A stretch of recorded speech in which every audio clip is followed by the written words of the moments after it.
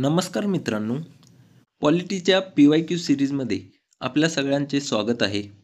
आज आपण घटनेची वैशिष्ट्ये या प्रकरणावरील आयोगाचे सर्व PYQ पाहणार आहोत. चला तर मग सुरुवात करूयात. पहिला प्रश्न पहा. भारताच्या संविधानामध्ये ऑस्ट्रेलियन संविधानामधून कोणती वैशिष्ट्ये घेण्यात आली आहेत? यामध्ये पहिलं पहा, समवर्ती सूची हे ऑस्ट्रेलियाच्या संविधानामधूनच स्वीकारलेलं आहे. त्यानंतर सर्वोच्च न्यायालयाचे सल्लागार अधिकार क्षेत्र हे कॅनडाच्या संविधानामधून स्वीकारलेलं आहे, त्यामुळे हे चुकीचं आहे. त्यानंतर व्यापार, वाणिज्य व परस्पर संबंधाचे स्वातंत्र्य हे देखील ऑस्ट्रेलियाच्या संविधानामधूनच स्वीकारलेलं आहे. आणि संसदीय विशेषाधिकार हे इंग्लंडच्या संविधानामधून घेतलेले आहे, त्यामुळे या प्रश्नाचे उत्तर ए आणि सी हे पर्याय क्रमांक 1 हे बरोबर आहे. त्यानंतर पुढचा प्रश्न पहा. भारतीय संघवाद हे कोणत्या संघवादाशी मिळता जुळता आहे? तर भारतीय संघराज्य हे कॅनडाच्या संघराज्याशी मिळता जुळता आहे. त्यानंतर पुढचा प्रश्न पहा. भारतीय राज्यघटनेचा मूलभूत वैशिष्ट्य सिद्धांत सर्वोच्च न्यायालयाने कोणत्या प्रकरणात मांडला होता? तर केशवानंद भारती विरुद्ध केरळ राज्य या प्रकरणात सर्वोच्च न्यायालयाने मूलभूत वैशिष्ट्य हा सिद्धांत मांडला. त्यानंतर पुढचा प्रश्न पहा. खालीलपैकी कोणते वैशिष्ट्य भारतीय संघराज्य आणि अमेरिकन संघराज्य या दोघांसाठी समान आहे? पहिला पर्याय, संविधानाचा अर्थ लावण्यासाठी फेडरल सर्वोच्च न्यायालय. तर हे अमेरिकन तसेच भारतीय संघराज्य या दोन्हींसाठी समान आहे. त्यानंतर दुहेरी न्यायव्यवस्था. अमेरिकेत दुहेरी न्यायव्यवस्था आहे, तर भारतात एकात्मिक न्यायव्यवस्था आहे. अविनाशी राज्यांचा अविनाशी संघ हे तत्व अमेरिकेत आहे, तर भारतात विनाशी राज्यांचा अविनाशी संघ हे तत्व आहे. त्यानंतर एकात्मिक निवडणूक यंत्रणा ही प्रणाली भारतात अस्तित्वात आहे, तर अमेरिकेत दुहेरी निवडणूक यंत्रणा आहे. त्यामुळे या प्रश्नाचं उत्तर पर्याय क्रमांक 1 हे आहे. त्यानंतर पुढचा प्रश्न पहा. M.V. पायली यांच्या मतानुसार भारतात लोकशाहीचा पाया बनवणारी संविधानात अंतर्भूत असलेली मूलभूत तत्वे कोणती आहेत? येथे आपल्याला M.V. पायली यांच्या मतानुसार संविधानात अंतर्भूत असलेली मूलभूत तत्वे कोणती हे माहिती असणे अपेक्षित नाही, पण अशा प्रकारच्या प्रश्नामध्ये संविधानात अंतर्भूत असलेली जी काही तत्वे आहेत ती तत्वे आपण कन्सिडर करणे अपेक्षित आहे. त्यानंतर पहिला पहा, कॅबिनेट सरकार हे संविधानात अंतर्भूत आहे. त्यानंतर संघराज्यवाद हे देखील अंतर्भूत आहे. त्यानंतर न्यायालयीन स्वतंत्रता हे देखील अंतर्भूत आहे. त्यानंतर धर्मनिरपेक्षता हे तत्व देखील अंतर्भूत आहे. आणि राज्याच्या धोरणाची मार्गदर्शक तत्वे हे देखील तत्व अंतर्भूत आहे. त्यामुळे या प्रश्नाचे उत्तर हे वरील सर्व पर्याय क्रमांक 4 बरोबर आहे. त्यानंतर पुढचा प्रश्न पहा. राज्यपालाच्या नेमणुकीसंबंधी भारताने कोणत्या राज्यघटनेचे अनुकरण केले आहे? राज्यपालांच्या नेमणुकीसंबंधी भारताने कॅनडाच्या राज्यघटनेचे अनुकरण केलेले आहे. त्यानंतर पुढचा प्रश्न पहा. भारतातील संघराज्य व्यवस्थेच्या संदर्भात खालीलपैकी कोणती वैशिष्ट्ये योग्य आहेत? तर संविधानाची सर्वोच्चता हे वैशिष्ट्य भारताच्या संघराज्यासंबंधी आहे. त्यानंतर सत्तेची विभागणी, परिशिष्ट 7 मध्ये 3 सूच्या करून सत्तेची विभागणी देखील केलेली आहे. त्यानंतर स्वतंत्र न्यायव्यवस्था हे देखील भारतात अस्तित्वात आहे. आणि केंद्रीय मंत्रिमंडळाची सर्वोच्चता हे तत्व चुकीचं आहे, कारण भारताच्या संघराज्य व्यवस्थेसंबंधी केंद्रीय मंत्रिमंडळाची सर्वोच्चता हे तत्व अंतर्भूत नाही. त्यामुळे या प्रश्नाचं उत्तर अ, ब, क पर्याय क्रमांक 4 हे बरोबर आहे. त्यानंतर पुढचा प्रश्न पहा. खालीलपैकी कोणते भारतीय राज्यघटनेचे महत्त्वाचे वैशिष्ट्य आहेत? यामध्ये पहिला पर्याय पहा, अध्यक्षीय शासन पद्धती हे तत्व भारतीय राज्यघटनेसंबंधी चुकीचे आहे, कारण भारतात संसदीय शासन पद्धती अस्तित्वात आहे. त्यानंतर प्रभावशाली केंद्र शासन हे बरोबर आहे, कारण प्रभावशाली केंद्र शासन हे भारतीय राज्यघटनेचे वैशिष्ट्य आहे. त्यानंतर दुहेरी न्यायपालिका, भारतात एकात्मिक न्यायपालिका अस्तित्वात आहे, त्यामुळे हे तत्व चुकीचं आहे. आणि द्विग्रही कायदेमंडळ, भारतात लोकसभा आणि राज्यसभा ही 2 कायदेमंडळ अस्तित्वात आहेत, त्यामुळे द्विग्रही कायदेमंडळ हे भारतीय राज्यघटनेचे वैशिष्ट्य आहे. त्यामुळे ब आणि ड पर्याय क्रमांक 2 या प्रश्नाचं उत्तर आहे. त्यानंतर पुढचा प्रश्न पहा. भारतीय राज्यघटनेतील खालीलपैकी कोणते वैशिष्ट्य ब्रिटिश राज्यघटनेतून घेतलेले नाही? यामध्ये पहिला पर्याय पहा, सरकारचे संसदीय स्वरूप हे ब्रिटिश राज्यघटनेकडूनच घेतलेले आहे. त्यानंतर कायद्याचे राज्य हे तत्व देखील ब्रिटिश राज्यघटनेकडूनच घेतलेले आहे. सरकारचे मंत्रिमंडळ स्वरूप हे तत्व देखील ब्रिटिश राज्यघटनेतूनच घेतलेले आहे. आणि समवर्ती सूची हे तत्व ऑस्ट्रेलिया या राज्यघटनेकडून घेतलेले आहे. त्यामुळे या प्रश्नाचे उत्तर पर्याय क्रमांक 4 हे बरोबर आहे. त्यानंतर पुढचा प्रश्न पहा. खालीलपैकी कोणता भाग हा भारतीय संविधानाची मूलभूत संरचना म्हणून मान्य केला जातो. तर यामध्ये जर पाहिलं तर वैधानिक पद्धती ही मूलभूत संरचना नाही. त्यानंतर लोकसभेचे अध्यक्ष हे देखील मूलभूत संरचनेचे तत्व नाही. तर संसदीय लोकशाही हे मूलभूत संरचना म्हणून मान्य केलेलं आहे. त्यामुळे या प्रश्नाचं उत्तर संसदीय लोकशाही आहे. त्यानंतर पुढचा प्रश्न पहा, 2 विधाने आहेत. त्यामध्ये पहा, केशवानंद भारती खटल्यातील सर्वोच्च न्यायालयाच्या निर्णयाद्वारे संविधानाची मूलभूत चौकट ही संकल्पना प्रस्थापित झाली.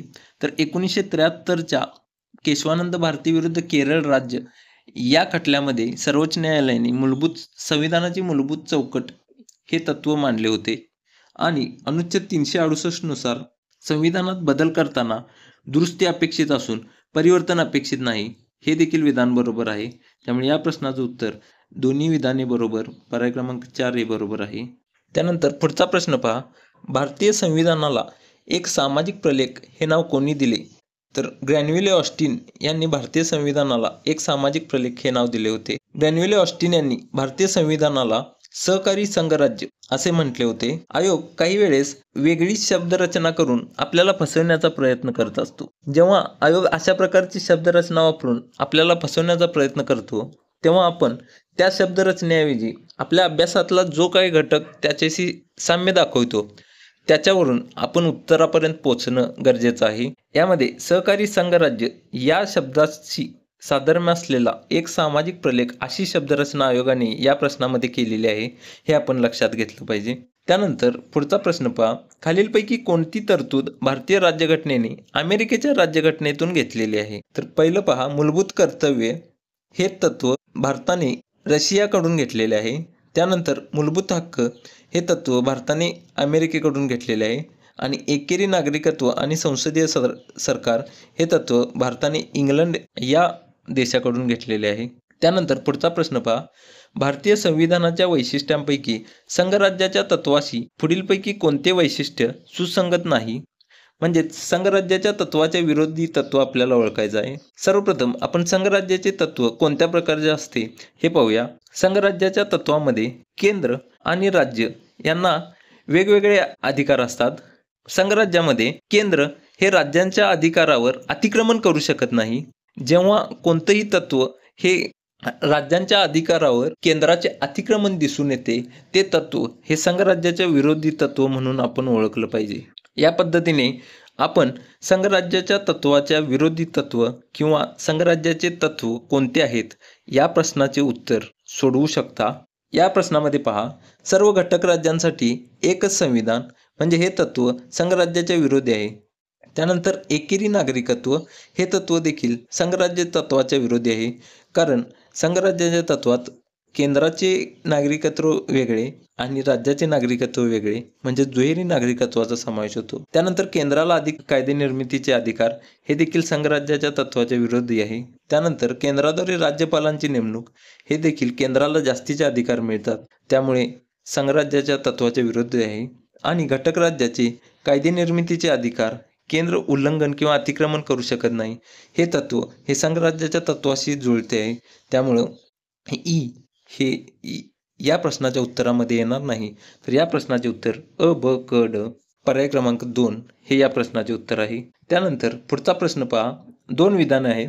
मूलभूत कर्तव्ये हे भारतीय संविधानाचे वैशिष्ट्य आहे.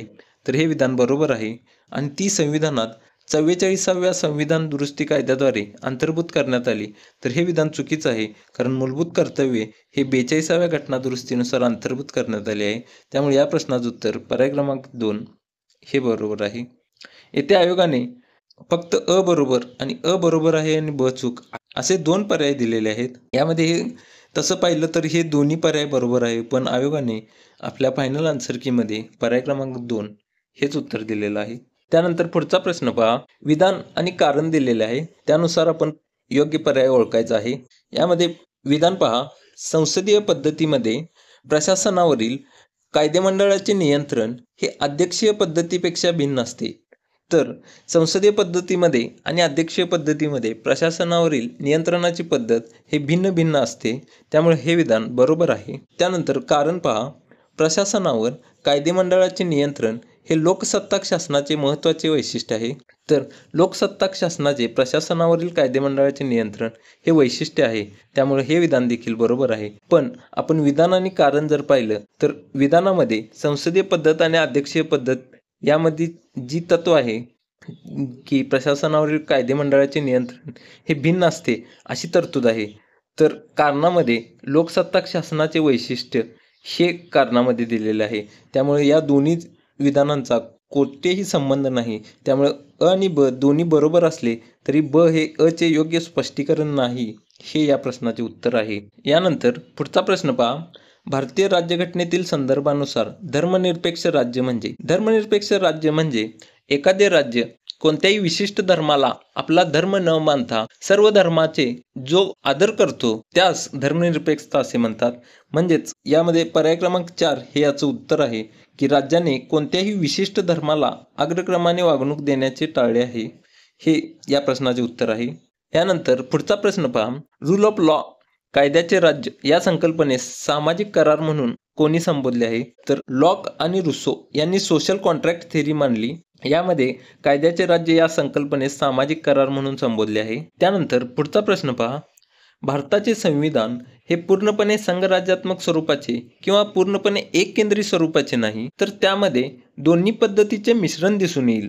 दोन्ही पद्धतीच्या मिश्रणातून तयार झालेला तो एक वेगळाच प्रकार होय, असे भारतीय संघराज्याबद्दल कोणी म्हटले आहे? तर दुर्गादास बसू यांनी संघराज्य आणि एकात्मिक या दोन्हीचे मिश्रण झालेले भारतीय संघराज्य आहे असे म्हटले होते. त्यामुळे या प्रश्नाचे उत्तर दुर्गादास बसू हे आहे. त्यानंतर पुढचा प्रश्न पहा. बरोबर विधान ओळखायचं आहे आपल्याला. पहिलं विधान पहा. भारत आणि अमेरिका या दोन्ही संघराज्यातील राज्यघटनेमध्ये अधिकाराच्या 3 याद्या ही बाब समान आहे. तर ही बाब चुकीची आहे, कारण अमेरिकेमध्ये 2च याद्या आहेत. म्हणजेच भारतामध्ये जसे केंद्र सूची, राज्य सूची आणि समवर्ती सूची अशा 3 याद्या आहेत, त्या अमेरिकेत केंद्र आणि राज्य या 2च याद्या आहेत. त्यानंतर दुसरं विधान पहा. कॅनडाच्या संघराज्याच्या प्रतिकृतीने वैधानिक अधिकारांच्या 2 याद्यांची तरतूद केलेली असून एक यादी ही संघ सरकारची तर दुसरी यादी घटक राज्यांची आहे. हे देखील विधान चुकीचं आहे, कारण कॅनडामध्ये 3 सूच्या आहेत. त्यानंतर भारतीय संघराज्याची व्यवस्था ही केंद्र आणि राज्ये यांच्यातील सत्ता विभाजनावर आधारित आहे, परंतु त्यांच्यात न्यायालयीन अधिकारांची विभागणी केलेली नाही. हे विधान बरोबर आहे, कारण भारतात परिशिष्ट 7 मध्ये ज्या सूच्या आहेत त्या सूचीच्या आधारावर सत्ता विभाजन झालेलं आहे, पण न्यायालयीन अधिकारांची तशी कोणतीही विभागणी केलेली नाही. आणि चौथं विधान पहा. कार्यकारी मंडळ आणि विधिमंडळ यांच्यातील संबंधावर आधारित एखाद्या शासनाचे संघराज्य की एकात्म असे वर्गीकरण केले जाते. तर कार्यकारी मंडळ आणि विधिमंडळ यांच्या संबंधावर अध्यक्षीय प्रणाली आणि संसदीय प्रणाली असे वर्गीकरण केले जाते. त्यामुळे हे विधान देखील चुकीचे आहे. त्यानंतर पुढचा प्रश्न पहा. भारताच्या संविधानामध्ये संयुक्त राज्य अमेरिकेच्या संविधानातून कोणती तत्वे घेण्यात आली आहेत? यामध्ये पहिलं पहा. संघराज्य संबंधाबाबतील तरतुदी. या तरतुदी या कॅनडाच्या संघराज्याकडून घेतलेल्या आहेत, त्यामुळं हे चुकीचं आहे. त्यानंतर 7व्या परिशिष्टातील समवर्ती सूची हे ऑस्ट्रेलियाकडून घेतलेले आहे, त्यामुळे हे देखील यात येणार नाही. त्यानंतर मूलभूत अधिकार आणि सशस्त्र दलाचे सेनापती या 2 तरतुदी या अमेरिकेकडूनच घेतलेल्या आहेत. त्यामुळे या प्रश्नाचे उत्तर क आणि ड पर्याय क्रमांक 4 हे बरोबर आहे. त्यानंतर पुढचा प्रश्न पहा. प्राध्यापक के.सी. व्हीअर यांच्या निरीक्षणानुसार खालील विधानांपैकी कोणत्या विधानातून भारतीय संघराज्य पद्धतीचे खरे स्वरूप व्यक्त होते? के.सी. व्हीअर यांच्या निरीक्षणानुसार विचारलेलं आहे. के.सी. व्हीअर यांनी भारतीय संघराज्याला स्वरूपाने संघराज्य पण आशयाने एकात्मिक या पद्धतीने भारतीय संघराज्याचे वर्णन केले आहे. अशा प्रकारचे वर्णन ज्या वाक्यातून व्यक्त होते ते वाक्य आपल्याला उत्तर म्हणून निवडायचे आहे. यामध्ये पहा. भारतीय संघराज्य हे संस्थात्मक संकल्पनेपेक्षा अधिक क्रियात्मक आहे. या वाक्यातून स्वरूपाने संघराज्य पण आशयाने एकात्मिक या पद्धतीचे वर्णन के.सी. व्हीअर यांनी केले आहे. हे आपल्या पुस्तकात आहे. त्याच्याशी ज्या विधानातून साधर्म्य व्यक्त होते ते विधान आपल्याला निवडायचे आहे. यामध्ये पहा. भारतीय संघराज्य हे संस्थात्मक संकल्पनेपेक्षा अधिक क्रियात्मक आहे. यातून असे संघराज्य आणि एकात्मिक या दोन्हीचं वर्णन व्यक्त होत नाही, त्यामुळे हे चुकीचं आहे.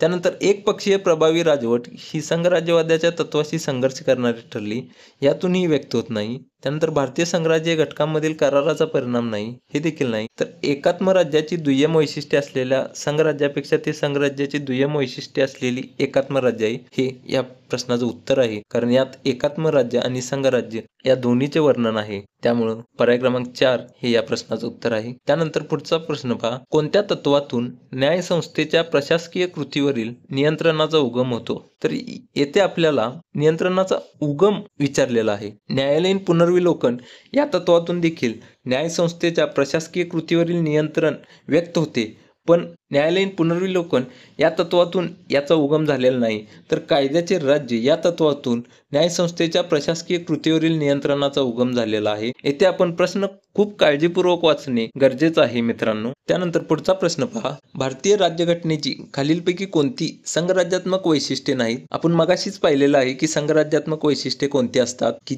ज्या वैशिष्ट्यामुळे केंद्राचं राज्याच्या अधिकारावर अतिक्रमण होत नाही, ती वैशिष्ट्ये म्हणजेच राज्याचा अधिकार कमी करता येत नाहीत त्या वैशिष्ट्यामुळे. येथे पहा, एकच राज्यघटना ही संघराज्यात्मक वैशिष्ट्याच्या विरोधी आहे. राज्यघटनेचे सर्वश्रेष्ठत्व हे संघराज्याचे वैशिष्ट्य आहे, त्यामुळं हे या उत्तरामध्ये येणार नाही. त्यानंतर एकात्मिक न्यायव्यवस्था हे देखील संघराज्याच्या तत्वाच्या विरुद्ध आहे. त्यानंतर स्वतंत्र न्यायव्यवस्था हे संघराज्याच्या तत्वात येतं, कारण यामुळं काही राज्याचा अधिकार कमी होत नाहीत स्वतंत्र न्यायव्यवस्थेमुळे. त्यानंतर अखिल भारतीय सेवा यामुळे केंद्राचं वर्चस्व निर्माण होतं राज्यावर, आणि आणीबाणीच्या तरतुदी यामुळे देखील केंद्राचं वर्चस्व निर्माण होतं.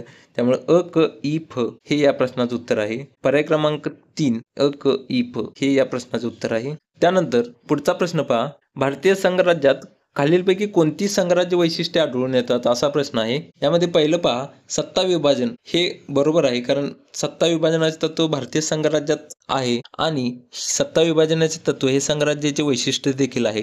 त्यानंतर स्वतंत्र न्यायमंडळ हे देखील संघराज्याचे तत्व आहे आणि भारतीय संविधानात अंतर्भूत आहे. त्यानंतर दुहेरी नागरिकत्व, भारतात एकेरी नागरिकत्वच आहे, त्यामुळं हे यामध्ये अंतर्भूत होणार नाही. लिखित राज्यघटना हे देखील तत्व भारतीय संघराज्यात आहे, त्याचबरोबर संघराज्याचे उद्दिष्ट देखील आहे. आणि द्विग्रही कायदेमंडळ हे देखील बरोबर आहे, त्यामुळं ब सोडून म्हणजेच अ, क, ड, इ हे या प्रश्नाचं उत्तर असणार आहे. पर्याय क्रमांक 2 मध्ये अशी तरतूद आहे. त्यानंतर पुढचा प्रश्न पहा, 4 विधान आहेत, त्यातील आपल्याला बरोबर विधाने ओळखायचे आहेत. यामध्ये पहा, अध्यक्षीय पद्धतीमध्ये अध्यक्ष हा विधिमंडळास जबाबदार असतो, तर अध्यक्षीय पद्धतीमध्ये अध्यक्ष हा विधिमंडळास जबाबदार नसतो, त्यामुळे हे विधान चुकीचं आहे. त्यानंतर पुढचा विधान पहा, संसदीय पद्धतीत राज्याचा प्रमुख हा राजा देखील असू शकतो. हे विधान बरोबर आहे, कारण संसदीय पद्धतीत राजा हा प्रमुख असू शकतो. त्यानंतर पुढचं विधान पहा, अध्यक्षीय पद्धतीत अध्यक्ष हा शासन प्रमुख असतो. अध्यक्षीय पद्धतीत अध्यक्ष हाच शासन प्रमुख असतो, त्यामुळे हे विधान देखील बरोबर आहे. आणि भारतातील संसदीय पद्धतीत राष्ट्रपती हा वास्तविक शासन प्रमुख आहे, तर हे विधान चुकीचं आहे, कारण पंतप्रधान हे वास्तविक शासन प्रमुख असतात, त्यामुळं हे विधान चुकीचं आहे. ब आणि क हे विधान बरोबर आहे, त्यामुळे या प्रश्नाचं उत्तर पर्याय क्रमांक 4 हे बरोबर आहे. त्यानंतर पुढचा प्रश्न पहा, जर लोकशाहीचे मूल्यमापन केले तर खालील विधान किंवा विधाने लोकशाही व्यवस्थेला अनुसरून नाही ते कोणते आहेत ते ओळखायचं आहे. लोकशाही म्हणजेच कोणत्याही व्यक्तीला विशेषाधिकार नाहीत, सर्वांना समान संधी हे लोकशाहीचे तत्व आहे. यामध्ये आपल्याला कोणत्या तरी एका घटकाला विशेषाधिकार कुठलं तत्व आहे हे जर आपण ओळखलं तरी आपण या प्रश्नाच्या उत्तरापर्यंत पोहोचू शकतो. यामध्ये पहा, मुक्त आणि निपक्षपाती निवडणुका हे लोकशाहीचे तत्व आहे, त्यामुळं कोणतं नाही ते ओळखायचं आहे आपल्याला, त्यामुळं हे या प्रश्नाच्या उत्तरामध्ये येणार नाही. त्यानंतर व्यक्तीची प्रतिष्ठा हे देखील लोकशाहीचे तत्व आहे, त्यामुळं हे देखील व्यक्तीच्या प्रतिष्ठा यानुसार कोणत्या तरी एकाच व्यक्तीला जास्तीचे अधिकार हे तत्व त्यात अंतर्भूत होत नाही, त्यामुळं हे देखील यामध्ये येणार नाही. अल्पसंख्याकांचे शासन म्हणजेच कोणत्या तरी विशिष्ट गटाला हे अधिकार प्राप्त होतात या तत्वानुसार, यामुळं हे लोकशाहीच्या व्यवस्थेला अनुसरून नाही, त्यामुळं क हे बरोबर येतं. आणि कायद्यासमोर समानता हे देखील तत्व लोकशाही तत्वाला अनुसरूनच आहे, त्यामुळे हे देखील या प्रश्नाच्या उत्तरामध्ये येणार नाही, त्यामुळं या प्रश्नाचं उत्तर फक्त क पर्याय क्रमांक 3 हे बरोबर आहे. त्यानंतर पुढचा प्रश्न पहा, स्वातंत्र्यपूर्व काळात राज्यकर्त्यांनी भारत लोकशाहीसाठी अपात्र असल्याचे सांगितले होते, कारण भारतीय समाज हा समतेवर आधारलेला नव्हता. त्यानंतर दुसरं विधान पहा, परंपरेच्या दृष्टीने भारत हा लोकशाही देश नव्हता. आणि तिसरं विधान पहा, जातीव्यवस्थेने भारतीय समाज जीवन खंडित झाले. ही तिन्ही विधाने हे भारत लोकशाहीसाठी अपात्र असल्याचे कारण ठरते. त्यामुळे हे तिन्ही विधाने बरोबर आहेत. त्यानंतर पुढचा प्रश्न पहा. भारतीय संघराज्यात संघराज्य व्यवस्थेची खालीलपैकी कोणती मूलतत्वे दिसून येतात? तर संघराज्य व्यवस्थेची भारतीय संविधानातील तत्वे ओळखायचं आहे. दुहेरी शासन व्यवस्था हे संघराज्याचे तत्व आहे, त्यामुळे हे आपल्या उत्तरात येणार आहे. त्यानंतर अधिकारांचे वाटप हे देखील संघराज्याचेच तत्व आहे आणि भारतीय संघराज्यात देखील हे सामील आहे, त्यामुळे ब देखील येणार. त्यानंतर एकेरी नागरिकत्व हे संघराज्याच्या विरोधी आहे, त्यामुळे हे तत्व येणार नाही. त्यानंतर द्विग्रही कायदेमंडळ हे देखील तत्व भारतीय संघराज्यात तसेच संघराज्याचे तत्व आहे. त्यानंतर स्वतंत्र न्यायमंडळ हे देखील संघराज्याचे तत्व असून भारतीय संघराज्यात सामील आहे, त्यामुळं ई देखील येणार. क आणि फ आणीबाणीविषयक तरतुदी हे संघराज्याच्या विरुद्ध आहे, त्यामुळं क आणि फ सोडून बाकीचे सर्व म्हणजेच अ, ब, ड, ई हे या प्रश्नाचे उत्तर असणार आहे. पर्याय क्रमांक 2 मध्ये ही तरतूद आहे. त्यानंतर पुढचा प्रश्न पहा. संसदीय शासन पद्धतीचा प्रमुख लाभ हा आहे. प्रमुख लाभ ओळखायचा आहे. संसदीय शासन पद्धतीचे इतर लाभ देखील असू शकतात, पण सर्वात प्रमुख जो आहे तो लाभ आपल्याला ओळखायचा आहे. कार्यकारी मंडळ आणि कायदेमंडळ स्वतंत्रपणे कार्य करतात. हे तत्व हे अध्यक्षीय प्रणालीचे आहे, त्यामुळे हे चुकीचं आहे. त्यानंतर त्यामुळे धोरणामध्ये सातत्य राहते आणि ती अधिक कार्यक्षम असते, हे देखील चुकीचं आहे. कारण अध्यक्षीय प्रणालीमध्ये धोरणामध्ये सातत्य राहते आणि ती अधिक कार्यक्षम ठरते. त्यानंतर कार्यकारी मंडळ हे कायदेमंडळात जबाबदार राहते, तर हे बरोबर आहे. कारण संसदीय शासन पद्धतीचा प्रमुख लाभ हा कार्यकारी मंडळ हे कायदेमंडळास जबाबदार राहते, हेच प्रमुख लाभ संसदीय शासन पद्धतीचे आहे. त्यानंतर पुढचा प्रश्न पहा. अधिकार म्हणजे समाज जीवनाच्या अशा अटी आहेत की ज्याशिवाय कोणतीही व्यक्ती स्वतःचा सर्वांगीण विकास करू शकत नाही, असे कोणी म्हटले आहे? हे विधान प्रोफेसर लास्की यांनी म्हटले होते. त्यानंतर पुढचा प्रश्न पहा. भारतीय संविधानाची काही मूलभूत वैशिष्ट्ये सर्वोच्च न्यायालयाच्या निर्णयातून ठरवण्यात आली आहेत. त्यापैकी कोणते पर्याय योग्य आहेत ते आपल्याला ओळखायचं आहे. तर सर्वोच्च न्यायालयाने संघराज्य, धर्मनिरपेक्षता, मुक्त व न्याय निवडणुका, कायद्याचे राज्य आणि न्यायालयीन पुनर्विलोकन सत्ता ही सर्व तत्वे हे मूलभूत संरचनेचे तत्व आहेत म्हणून मान्य केले आहे. त्यामुळे या प्रश्नाचं उत्तर वरीलपैकी सर्व हे आहे. त्यानंतर धर्मनिरपेक्षतेबाबत खालीलपैकी कोणते विधान बरोबर नाही हे ओळखायचं आहे. यामध्ये पहिलं विधान पहा. धर्मनिरपेक्षता हा राज्यघटनेच्या मूलभूत संरचनेचा भाग नाही, तर हे चुकीचं आहे. धर्मनिरपेक्षता हा मूलभूत संरचनेचा भाग आहे. दुसरं विधान पहा आता. भारत हे धर्मनिरपेक्ष राज्य आहे, म्हणजेच असे राज्य जे सर्व धर्मांच्या प्रती तटस्थपणा आणि निष्पक्षतेचा भाव ठेवते, हे बरोबर आहे. त्यानंतर भारतामध्ये धर्मनिरपेक्षतेचा अर्थ असा नाही की राज्याच्या धर्माच्या प्रती शत्रुभाव आहे. त्याचा अर्थ असा आहे की राज्याला विविध धर्मामध्ये राहून सुद्धा तटस्थ राहायला हवे. भारतीय धर्मनिरपेक्षतेचा अर्थ हाच आहे, त्यामुळं हे विधान बरोबर आहे. त्यानंतर धर्माच्या आधारावर मतदारांना आवाहन करणे धर्मनिरपेक्ष लोकशाहीच्या विरुद्ध आहे, हे देखील विधान बरोबर आहे. त्यानंतर पुढचा प्रश्न पहा. खालीलपैकी कोणत्या प्रकरणात भारताच्या सर्वोच्च न्यायालयाने राज्यघटनेच्या मूलभूत संरचनेत संसदेला बदल करता येणार नाही असा निर्णय दिला? तर केशवानंद भारती विरुद्ध केरळ राज्य हा खटला 1973 रोजी झाला होता.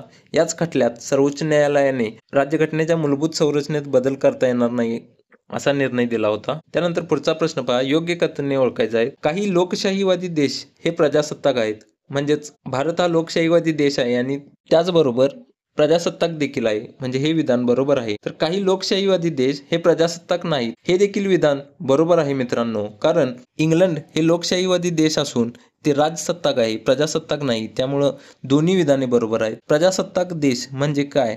तर देशाचा राष्ट्रप्रमुख हा निवडून दिलेला असतो, म्हणजेच तो वंश परंपरेने नसतो. अशा देशाला प्रजासत्ताक देश म्हणायचे. तर ज्या देशात त्या देशाचा प्रमुख हा वंश परंपरेने निवडला जातो, त्या देशाला प्रजासत्ताक देश म्हटले जात नाही. त्यामुळं येथे दोन्ही विधाने बरोबर आहेत. त्यानंतर पुढचा प्रश्न पहा. भारतीय राज्यघटनेने खालीलपैकी कोणते वैशिष्ट्य हे जर्मनीच्या वायमर राज्यघटनेकडून स्वीकारले आहे? तर राष्ट्रीय आणीबाणीच्या काळात जी मूलभूत अधिकारावर निलंबन घातलं जातं, ही तरतूद ही जर्मनीच्या घटनेकडून स्वीकारलेली आहे. त्यामुळे या प्रश्नाचं उत्तर पर्याय क्रमांक 4 हे आहे. यामध्ये पहिला पर्याय पहा. केंद्र सत्ता प्रबळ असलेल्या संघराज्याची संकल्पना ही कॅनडा या देशाकडून स्वीकारलेली आहे. त्यानंतर राष्ट्रपतींच्या निवडणुकीची पद्धत ही आयर्लंड या देशाकडून स्वीकारलेली आहे.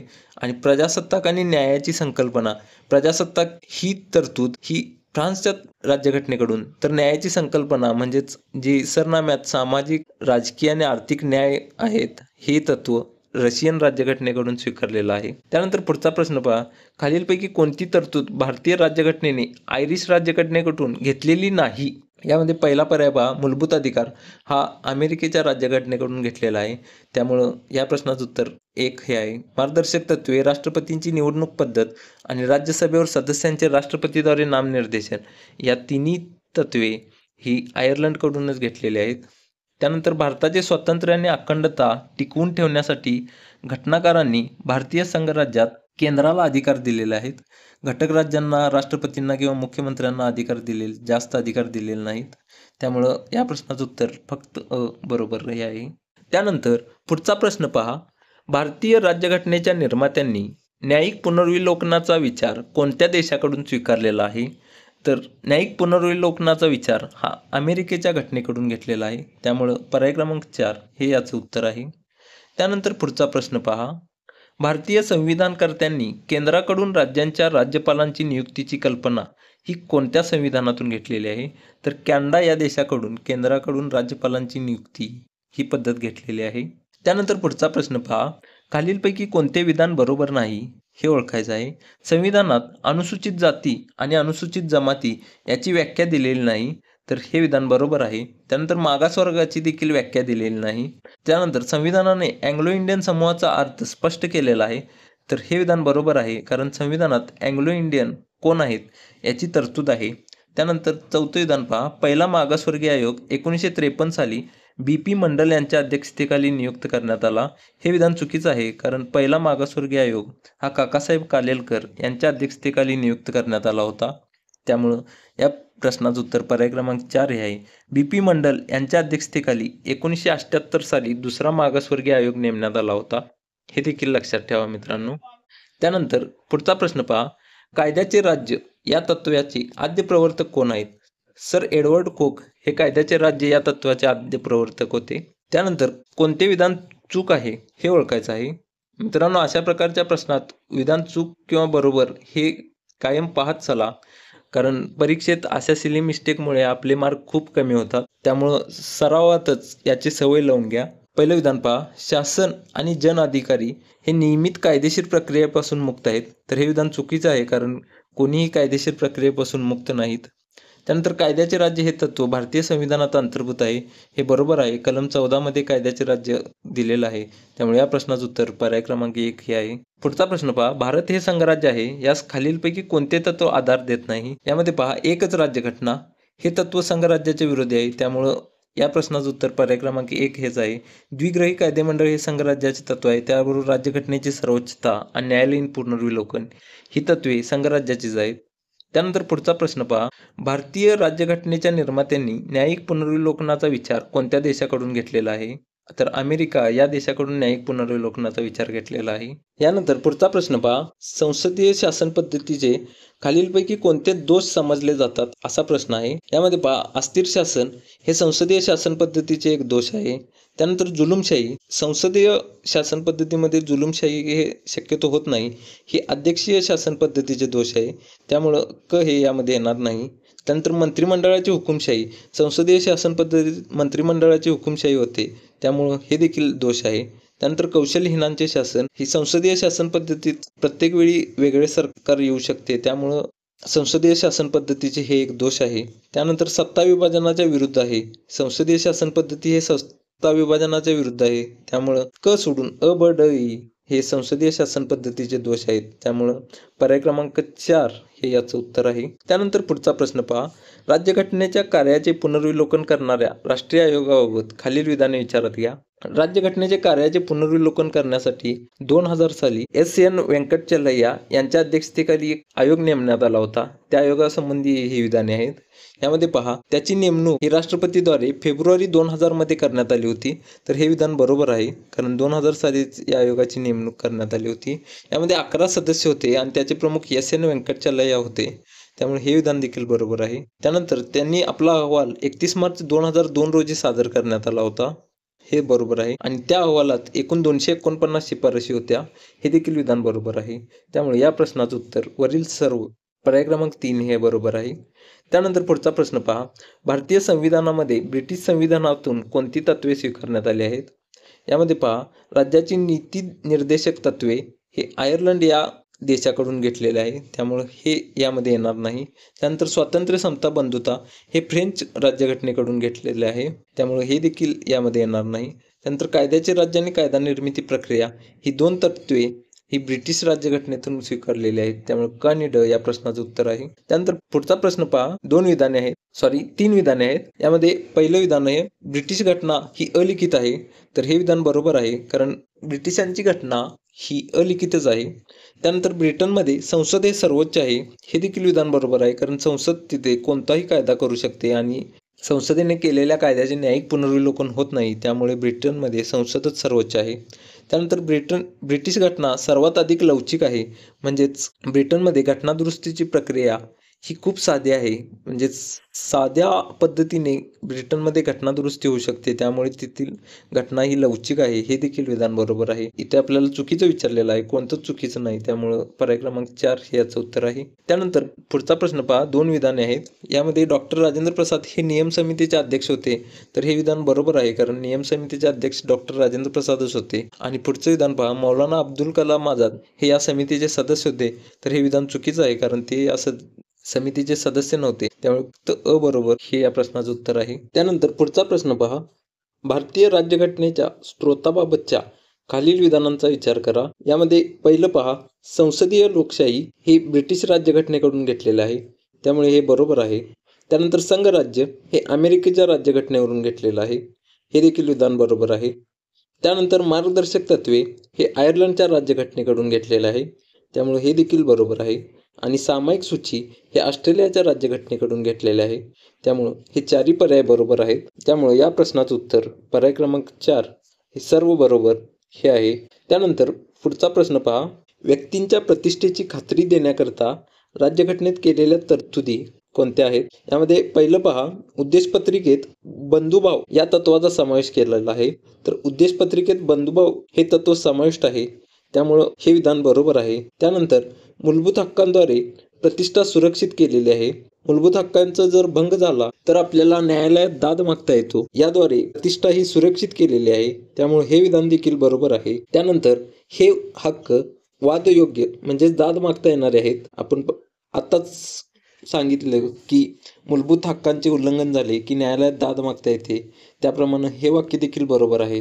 आणि चौथं विधान पहा, गरजा आणि दुर्दशापासून नागरिकांना मुक्त ठेवण्यासाठी राज्यघटनेत राज्यांच्या धोरणांची मार्गदर्शक तत्वे समाविष्ट केली गेली आहेत. तर राज्यघटनेत मार्गदर्शक तत्वे ही समाविष्ट आहेत, त्यामुळे ड देखील बरोबर आहे. या प्रश्नाचं उत्तर हे सर्व बरोबर, पर्याय क्रमांक 4 हे या प्रश्नाचं उत्तर आहे. त्यानंतर पुढचा प्रश्न पहा, भारतीय राज्यघटनेच्या नवनिर्मिती क्षमतेचे पुरावे म्हणून पुढे केलेल्या खालील तरतुदींचा विचार करायचा आहे. यामध्ये पहा, प्रबळ केंद्र आणि घटक राज्ये यात अधिकार वाटणी हे बरोबर आहे, कारण केंद्राला जास्तीचे अधिकार आहेत, त्यामुळे प्रबळ केंद्र हे बरोबर आहे. आणि अधिकारांची विभागणी ही परिशिष्ट 7 मधील सूचींच्या आधारे केलेली आहे, त्यामुळे केंद्र आणि घटक राज्ये यात अधिकार वाटणी हे देखील बरोबर आहे. त्यानंतर आपली न्यायव्यवस्था ही एकात्मिक आहे, त्यामुळे ब देखील बरोबर आहे. त्याचबरोबर अखिल भारतीय प्रशासकीय सेवा याचा भारताने स्वीकार केलेला आहे, त्यामुळे हे देखील बरोबर आहे. आणि भारतात एकेरी नागरिकत्व असल्यामुळे हे देखील बरोबर आहे. आपल्याला कोणते विधान बरोबर आहेत हे विचारलेलं आहे, त्यामुळे वरीलपैकी सर्व पर्याय क्रमांक 4 हे या प्रश्नाचं उत्तर आहे. त्यानंतर पुढचा प्रश्न पहा, खालीलपैकी भारतीय राज्यघटनेचे कोणते एक वैशिष्ट्य आहे? यामध्ये पहा, भारत धार्मिक राज्य आहे. हे विधान चुकीचं आहे, कारण भारत हा एक धर्मनिरपेक्ष राज्य आहे. दुसरं विधान पहा, भारत धर्मनिरपेक्ष राज्य आहे. हे विधान बरोबर आहे, कारण भारत हा एक धर्मनिरपेक्ष राज्य आहे. भारतात कोणत्याच धर्माला अग्रगण्य स्थान नाही, सर्व धर्मांचा आदर केला जातो, त्यामुळं भारत हा एक धर्मनिरपेक्ष राज्य आहे. भांडवलशाही किंवा सर्वंकषवादी हे दोन्ही चुकीचं आहे. त्यानंतर पुढचा प्रश्न पहा, खालीलपैकी कोणत्या भारतीय राज्यघटनेच्या वैशिष्ट्यावरून असे निदर्शनास येते की वास्तविक कार्यकारी सत्ता पंतप्रधानांच्या नेतृत्वाखाली कार्य करणाऱ्या मंत्रिमंडळाच्या हातात आहे? तर आपण जर पाहिलं, संसदीय लोकशाही या तत्वावरून वास्तविक कार्यकारी सत्ता ही मंत्रिमंडळाच्या हातात आहे, हे निदर्शनास येते. त्यामुळे या प्रश्नाचं उत्तर संसदीय लोकशाही हे आहे. अध्यक्षीय लोकशाहीमध्ये मंत्रिमंडळाला सत्ता नसते, त्यामुळं हे चुकीचं आहे. आणि प्रत्यक्ष लोकशाहीमध्ये सार्वमत, पुढाकार, परत बोलवणे या पद्धतींचा वापर करून प्रत्यक्ष लोकशाही अंमलात आणली जाते. त्यानंतर पुढचा प्रश्न पहा. खाली दिलेली भारतीय राज्यघटनेची वैशिष्ट्ये आणि त्यासमोर दिलेले स्रोत तपासून योग्य पर्याय निवडायचा आहे. आपल्याला योग्य पर्याय विचारलेला आहे. यामध्ये कॅबिनेट व्यवस्था हे इंग्लंडकडून घेतलेलं आहे, त्यामुळे हे चुकीचं आहे. त्यानंतर मूलभूत हक्क हे USA कडून घेतलेलं आहे, त्यामुळे हे देखील चुकीचं आहे. त्यानंतर उर्वरित अधिकार हे कॅनडाकडून घेतलेलं आहे, त्यामुळे क देखील चुकीचं आहे. आणि मार्गदर्शक तत्त्वे हे आयर्लंड या देशाकडून घेतलेलं आहे, त्यामुळे येथे चारही विधाने चुकीचं आहेत. पर्याय क्रमांक 3 सगळे चूक आहेत, हे या प्रश्नाचं उत्तर आहे. त्यानंतर पुढचा प्रश्न पहा. 3 विधानं दिलेली आहेत. यामध्ये पहिलं विधान पहा. भारतीय संविधानाने ब्रिटिश संसदीय प्रारूपाचे अनुकरण केलेले आहे. हे विधान बरोबर आहे, कारण भारतीय संविधानात ब्रिटिश संसदीय प्रारूपाचे अनुकरण केलेले आहे. त्यानंतर ब विधान पहा. भारतात संविधान सर्वश्रेष्ठ आहे, संसद नव्हे. हे देखील बरोबर आहे. त्यानंतर तिसरं विधान पहा. भारतातील न्यायालयांना संसदेने पारित केलेल्या कायद्याची संविधानिकता तपासण्याची सत्ता प्राप्त होत नाही. तर हे विधान चुकीचं आहे, कारण भारतातील न्यायालये हे संसदेने केलेल्या कायद्याचे न्यायिक पुनर्विलोकन करू शकतात. त्यामुळे क विधान चुकीचे आहे. आपल्याला बरोबर विधाने विचारलेले आहेत. अ आणि ब बरोबर. पर्याय क्रमांक 2 हे या प्रश्नाचं उत्तर आहे. त्यानंतर पुढचा प्रश्न पहा. संसदेच्या दोन्ही सभागृहांची संयुक्त बैठक हे तत्व कोणत्या राज्यघटनेवरून स्वीकारले आहे? ऑस्ट्रेलियाच्या राज्यघटनेवरून हे तत्व स्वीकारण्यात आले आहे. त्यानंतर पुढचा प्रश्न पहा. खालीलपैकी कोणती राज्यघटनेची मूलभूत वैशिष्ट्ये समजता येतील? यामध्ये राज्यघटनेचे सर्वश्रेष्ठत्व हे मूलभूत वैशिष्ट्य आहे. न्यायिक पुनर्विलोकन देखील मूलभूत वैशिष्ट्य आहे. कल्याणकारी राज्य हे देखील मूलभूत वैशिष्ट्य आहे. आणि घटनादुरुस्तीबाबतचे संसदेचे मर्यादित अधिकार हे देखील मूलभूत वैशिष्ट्य आहे. त्यामुळं वरील सर्व पर्याय क्रमांक 4 हे या प्रश्नाचं उत्तर आहे. त्यानंतर पुढचा प्रश्न पहा. भारताच्या सर्वोच्च न्यायालयाला प्राप्त झालेल्या न्यायिक पुनर्विलोकनाचा अधिकार कोणत्या देशाच्या संविधाना आधारावर घेतला आहे? तर अमेरिकेच्या संविधानाच्या आधारावर न्यायिक पुनर्विलोकनाचा अधिकार घेतलेला आहे. त्यानंतर संघराज्य सरकारमध्ये सर्व अधिकार हे राज्य व केंद्रामध्ये विभाजित झालेले असतात. त्यामुळे पर्याय क्रमांक 2 हे या प्रश्नाचं उत्तर आहे. त्यानंतर पुढचा प्रश्न पहा. भारतीय न्यायपालिकेची वैशिष्ट्ये कोणती? एकेरी व एकात्म न्यायपालिका. न्यायपालिकेस विधिमंडळ नियंत्रित करते, न्यायपालिकेस सरकार नियंत्रित करते आणि वरील सर्व. यापैकी दुसरं आणि तिसरं हे चुकीचं आहे. पहिलं विधान भारतीय न्यायपालिका ही एकेरी व एकात्म न्यायपालिका आहे, म्हणजेच न्यायपालिकेस विधिमंडळ किंवा सरकार नियंत्रित करत नाही, त्यामुळे दुसरं आणि तिसरं विधान चुकीचं आहे. त्यानंतर पुढचं प्रश्न पहा. सामान्यपणे संघराज्य पद्धतीला कोणत्या पद्धतीचे विधिमंडळ असते? तर द्विग्रही विधिमंडळ हे संघराज्य पद्धतीला असते, त्यामुळे पर्याय क्रमांक 1 हे याचं उत्तर आहे. त्यानंतर पुढचा प्रश्न पहा. संघीय शासन व्यवस्थेमध्ये सत्तेचे विकेंद्रीकरण झालेले असते, त्यामुळं या प्रश्नाचं उत्तर पर्याय क्रमांक 2 हे बरोबर आहे. मित्रांनो, आज आपण घटनेची वैशिष्ट्ये या प्रकरणावरील आयोगाचे सर्व PYQ पाहिलेले आहेत. यानंतर आपण या PYQ आणि इतर महत्त्वाचे फॅक्ट्स यावर एक व्हिडिओ बनवणार आहोत. तर आपण पुढच्या व्हिडिओत भेटूया. धन्यवाद.